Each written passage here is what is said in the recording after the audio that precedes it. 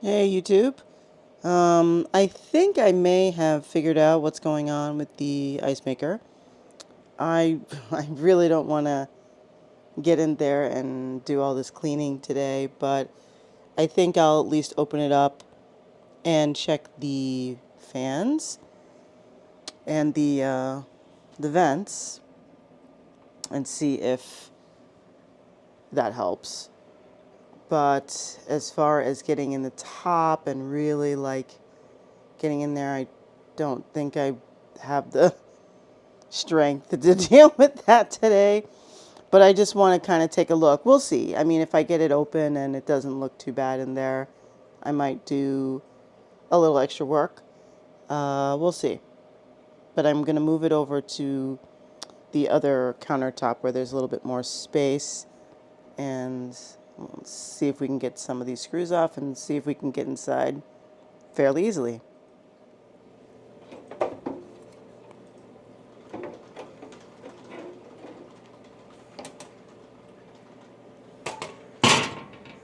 Okay. I'm gonna have to take the top off. Fan actually doesn't look too terrible, to be honest. It just needs like a slight cleaning. My computer fan looks worse than that. The inside doesn't look too bad either. Inside fans here on either side. Let's get the top off and see what we can see. Okay. Oops. Gotta be careful with this. Excuse me. Sensor here. Let me get this taken off. Okay, just take this out of here very carefully. And then we can get this out of the way.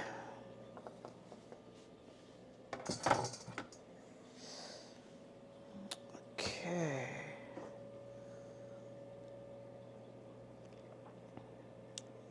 Well, we got a lot of scale, as you can see here. Inside looks good. I mean, considering I've had this thing for, what,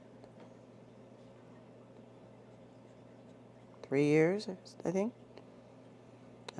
It actually looks pretty good inside. I do want to get in here, obviously, because this is where all the magic happens underneath this thing.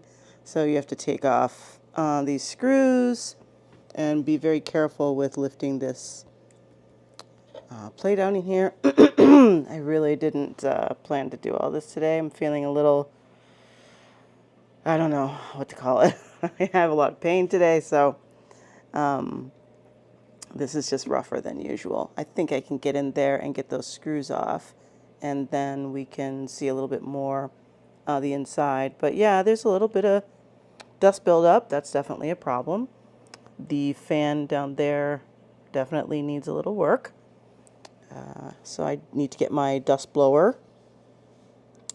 But it actually looks really nice in here, really clean. But I can see there's a huge amount of this the scale, lime scale, what do you want to call that?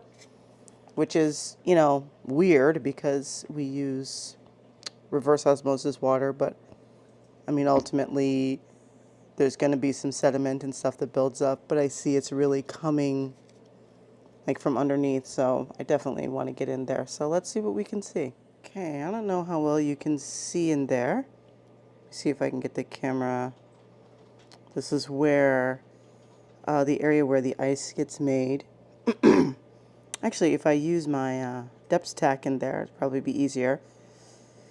But it doesn't look too bad in there at all. It looks very clean. I definitely probably want to get in there and just see if I can clean it even just a little bit. But it looks pretty nice. It doesn't look too dirty or anything.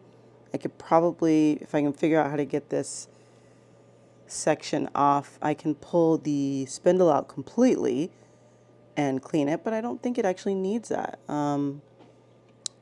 So let me kind of just get in here, get some air in here, clean out the inside of this area here, and see if that helps. It really doesn't look like there's too much buildup in here.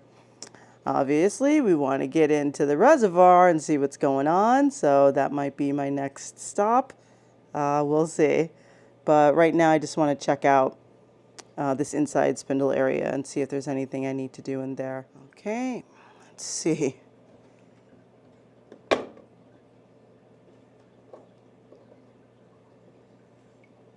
It's always a little rough getting in here. You have to just be really careful with the, I think I mentioned this in one of my first videos, this right here. If you want to slice your hand right open, it can get a little dangerous.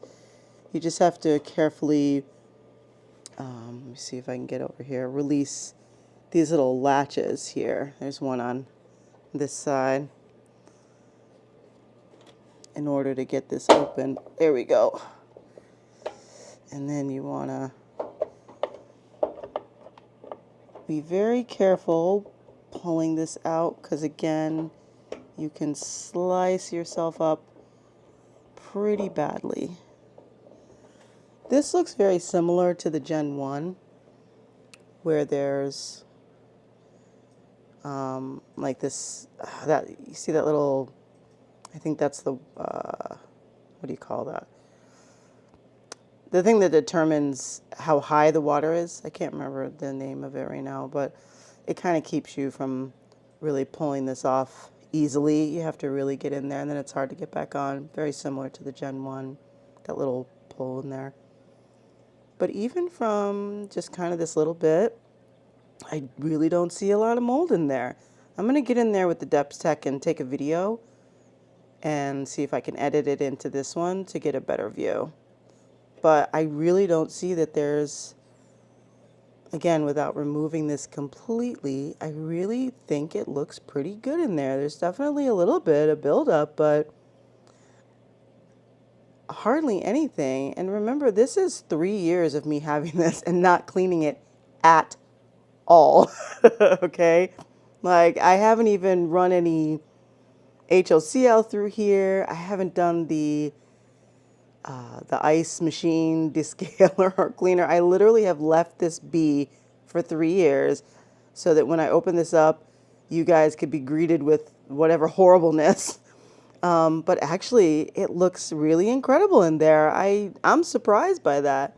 Let me get the little Depstech camera and get in there. All right, I'm doing a voiceover here because there was no audio for this part. I'm getting in there with the Depstech camera, and as you can see, it's really, really clean.